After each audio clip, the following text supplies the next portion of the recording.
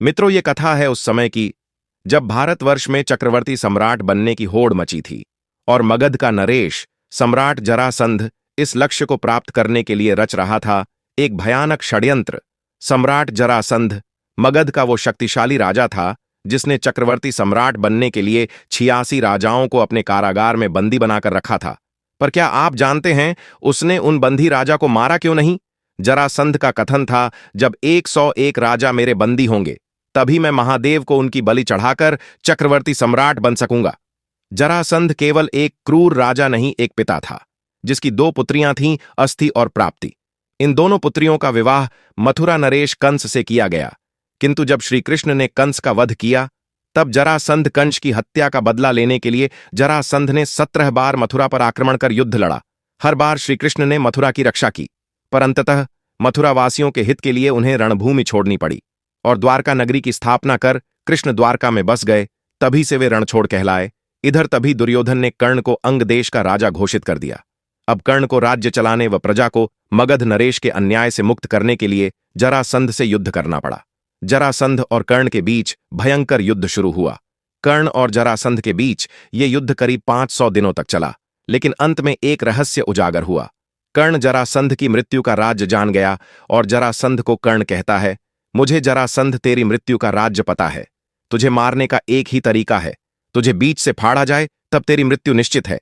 कर्ण के कथन सुन जरासंध घबरा गया और जरासंध ने पराजय स्वीकार कर संधि कर ली और यही से जरासंध की मृत्यु का राज्य सबके सामने उजागर होने पर जरासंध के विनाश की शुरुआत हुई।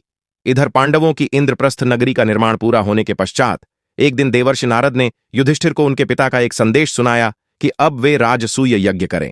इसके बारे में युधिष्ठिर ने श्रीकृष्ण से राजसूय यज्ञ करने के बारे में बात की।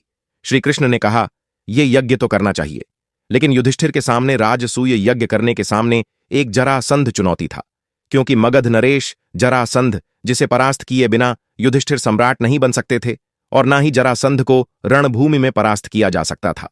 अब युधिष्ठिर श्रीकृष्ण से मिले और श्रीकृष्ण ने अगले दिन भीम और अर्जुन को साथ लेकर ब्राह्मणों का भेष बनाकर मगध की ओर चल पड़े। मगध पहुंचने पर जरासंध ने भीम, अर्जुन और श्रीकृष्ण को ब्राह्मण समझकर कुछ मांगने को कहा।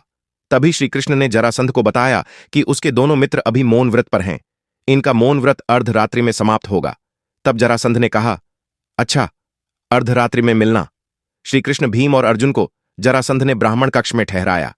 जब अर्धरात्रि का पहर हुआ तब जरासंध ब्राह्मण कक्ष में आता है, लेकिन जरासंध को तीनों पर कुछ संदेह होता है कि वे ब्राह्मण नहीं हैं, क्योंकि वे शरीर से क्षत्रिय जैसे लग रहे हैं।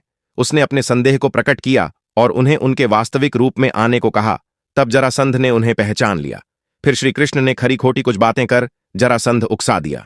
अब जरासंध क्रोध में आ गया और उसने कहा कि उन्हें जो भी चाहिए वे मांग लें और यहां से चले जाएं।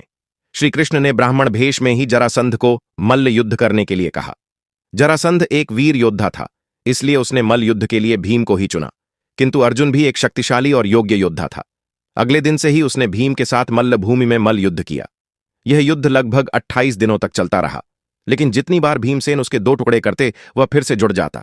अतः श्रीकृष्ण ने युद्ध कर रहे भीम को एक लकड़ी का टुकड़ा लेकर उसके सीधे 2 टुकड़े कर विपरीत दिशा में फेंककर इशारा किया कि भीम, अब की बार जरासंध के टुकड़े कर विपरीत दिशा में फेंको। तब भीम ने ऐसा ही किया और मगध का अत्याचारी राजा धरती पर ढेर हो गया। जरासंध का अंत हुआ। फिर अर्जुन कृष्ण ने कैद सभी राजाओं को मुक्त कराया और मगध का नया राजा बना जरासंध का पुत्र सहदेव, जो आगे चलकर पांडवों का सच्चा सहयोगी बना। मित्रों, यही है कथा मगध सम्राट कर्ण और जरासंध की, जो अपने घमंड, लालच और प्रतिशोध के कारण इतिहास के पन्नों में अमर हो गया। अगर आपको यह वीडियो रोमांचक लगी हो तो वीडियो को लाइक करें, चैनल को सब्सक्राइब करें और घंटी दबाना ना भूलें, क्योंकि हम लाते हैं इतिहास की वो कहानियां जो आज भी रोमांचित कर जाती हैं। मित्रों, तब तक के लिए जय श्री कृष्ण। धन्यवाद।